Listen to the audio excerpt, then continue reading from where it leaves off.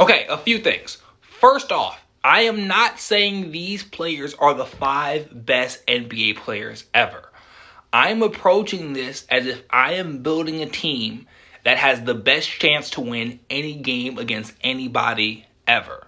So just because I put somebody in the 5 doesn't mean I think they're in my top 5 of all time. Just because I leave somebody off doesn't mean I think the people that are in the top 5 are better. Second of all, I'm not really going to include players I haven't seen a whole lot of. So players like Wilt Chamberlain, Oscar Robertson, Bill Russell, even though I love them and I respect what they accomplished, I'm not really going to include them because I haven't seen enough of their games to really see where they'd rank or how they'd fit with other players.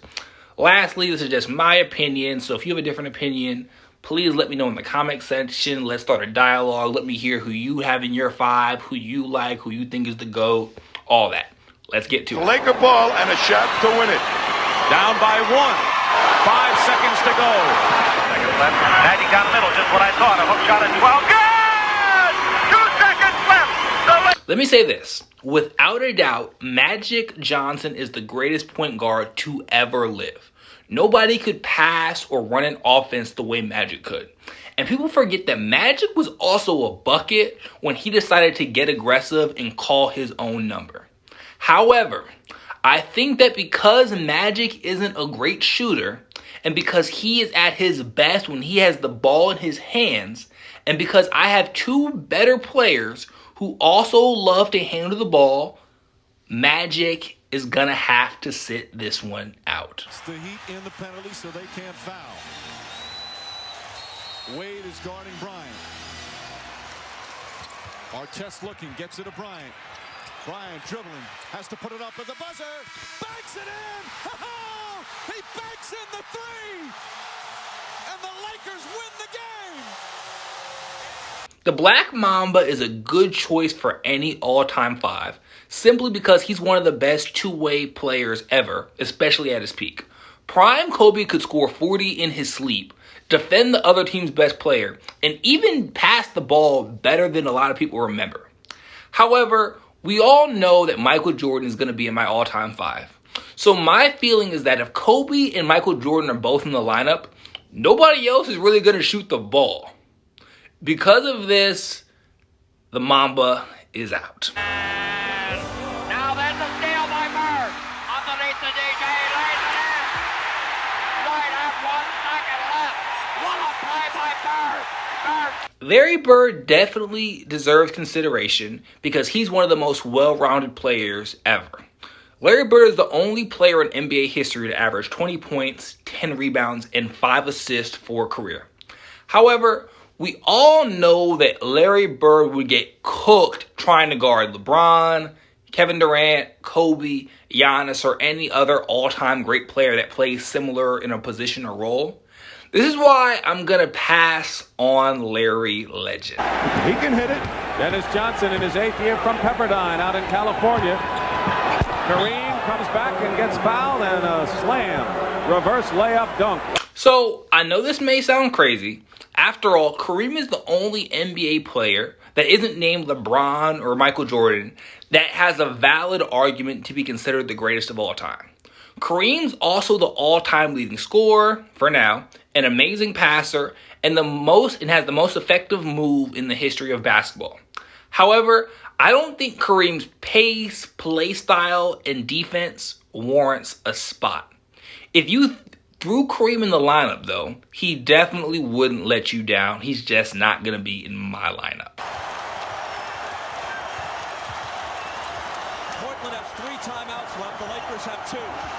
Bryant to Shaq.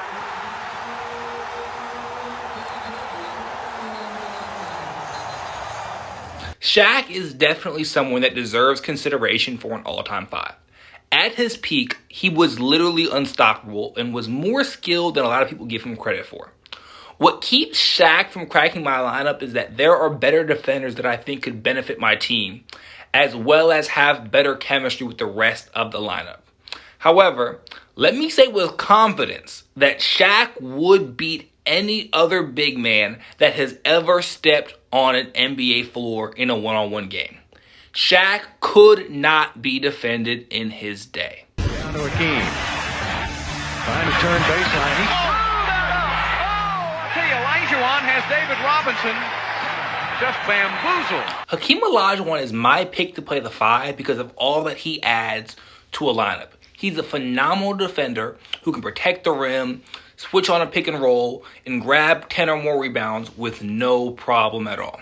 Hakeem was also great at kicking the ball to open shooters, but he was at his best when he got in his bag, used his footwork and touch, and showed why no big in NBA history could check him.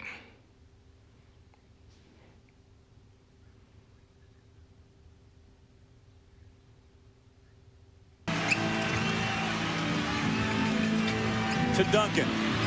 He gets doubled. Shaq all over him. He gets away, a fadeaway. He makes it with 4:10 left. Unbelievable. Unbelievable. Wow. I love me some Tim Duncan. To me, Tim Duncan represents everything an athlete should be. He led by example. He played discipline. He focused on the fundamentals. And he was always focused on team success above anything else. Duncan is super polished and literally does everything well. He's one of the best passing big men ever. He was a great rebounder. He could score. But the biggest reason why I chose Tim Duncan is that he is one of the 5 best defenders in NBA history. At his peak, Tim Duncan was a defensive anchor that was so effective that he could make it hard for not just any player, but for an entire offense to score. I understand that some may feel that Shaq and Kareem were better players at their peak, and they were, but Duncan is the perfect piece to throw in with the other all-time greats. Tim Duncan could step it up in so many different ways. He was a scorer. He fed his teammates. Duncan just could do what needed to be done in order to get his team in the win column. And this is shown through the fact that in all of his seasons in the NBA, Tim Duncan never played on a team with a losing record. It's hard to beat that. Iguodala to Curry, back to Iguodala, up for the layup. Oh, blocked by James. LeBron. What can I say about LeBron James that hasn't already been said? He's the most gifted player to ever play the game of basketball. He dominated the game for almost 2 decades, and he is, without question, one of the top 2 players to ever play the game. LeBron's versatility and playmaking make him an easy pick for my 5, but he also adds a lot with his defense. At his peak, LeBron was a phenomenal defender who could check just about every position. Love him or hate him, LeBron is undeniably great, and he cracks my top 5. This is an obvious pick. By Michael, stolen by MJ. Bulls down 1. 17 seconds from Game 7 or from championship number 6. Michael against Russell, 12 seconds.